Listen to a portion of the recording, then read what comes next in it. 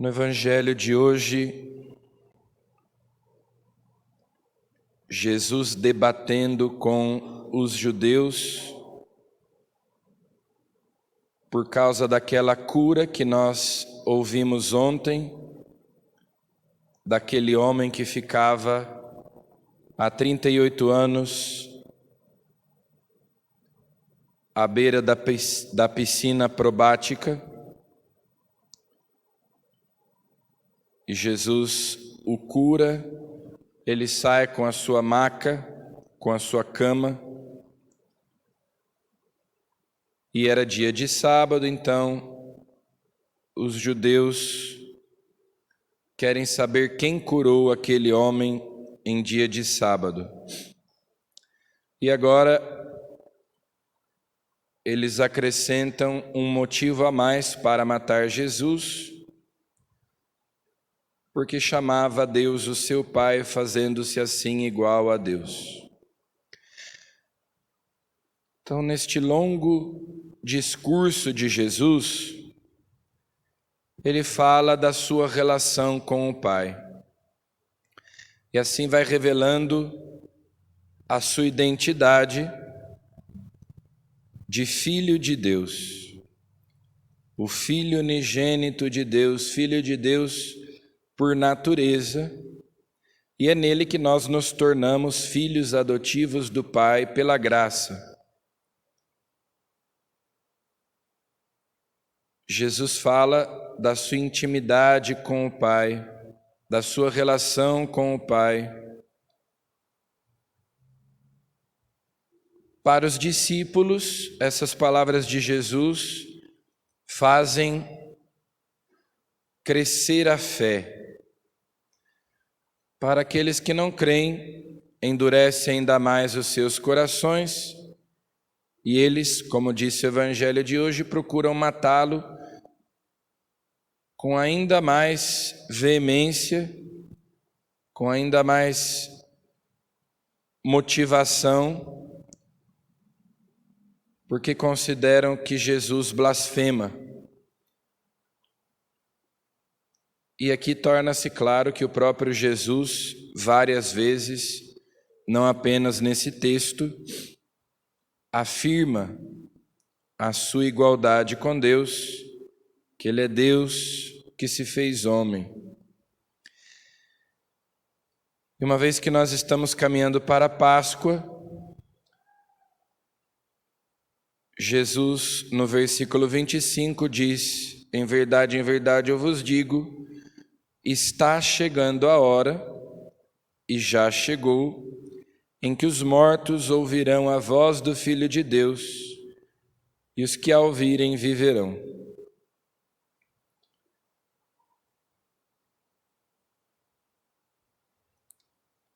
E depois, não fiqueis admirados com isso, porque vai chegar a hora em que todos os que estão nos túmulos ouvirão a voz do Filho e sairão. Aqueles que fizeram o bem ressuscitarão para a vida, e aqueles que praticaram o mal para a condenação. Então, na verdade, Jesus fala aqui de 2 horas diferentes. Em geral, a hora é uma expressão que aparece várias vezes no Evangelho de São João. Já lá nas bodas de Caná, a minha hora ainda não chegou. Depois, quando Jesus conversa com a samaritana, virá a hora em que adorarão o Pai em espírito e em verdade. E aqui Jesus fala da hora em que os mortos ressuscitarão. No capítulo 13, quando São João começa a narrar a paixão, no início da ceia, na verdade, ele começa a narrar a última ceia, que ocupa 5 capítulos. Ele diz: sabendo Jesus que tinha chegado a sua hora de passar deste mundo para o Pai. Então, essa hora é a hora em que Jesus entrega a sua vida ao Pai. Não procuro fazer a minha vontade, mas a vontade daquele que me enviou. É na hora da cruz, em que Ele consuma a obra da nossa salvação. Nessa hora os mortos ouvirão a voz do Filho de Deus, e os que a ouvirem viverão. Então Jesus fala aqui da ressurreição espiritual que acontece quando nós ouvimos a voz do Filho de Deus, como nós rezamos no ato penitencial de hoje: Senhor, que fazeis passar da morte para a vida quem ouve a vossa palavra.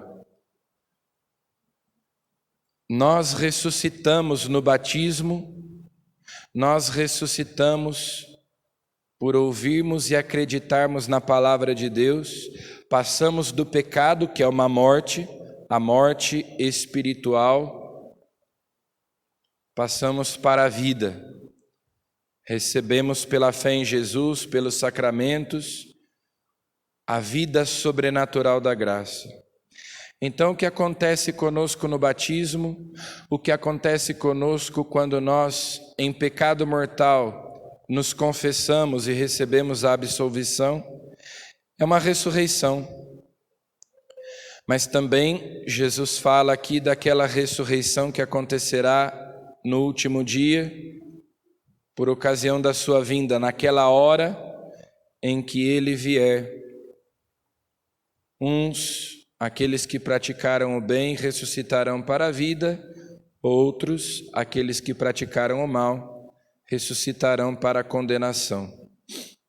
Então, quando nós dizemos no credo, creio na ressurreição da carne, referindo-nos à ressurreição que acontecerá por ocasião da vinda de Cristo, quando os nossos corpos ressuscitarão, quando este ser mortal for revestido de imortalidade, este ser corruptível for revestido de incorruptibilidade. Essa ressurreição já começa a acontecer desde agora, pela graça recebida nos sacramentos, pela fé em Jesus, por nós ouvirmos a sua palavra e acreditarmos nela. Nós vamos ressuscitando da morte e do pecado, e Ele vai nos dando uma vida nova, a vida sobrenatural da graça, que é uma participação na vida de Deus, porque a vida que estava junto do Pai, que é Jesus, manifestou-se na terra e nós vimos a sua glória. Peçamos a Jesus que, ouvindo a sua palavra, crendo na sua palavra, seja comunicada a nós a vida, também por meio da Eucaristia que nós estamos celebrando. Amém.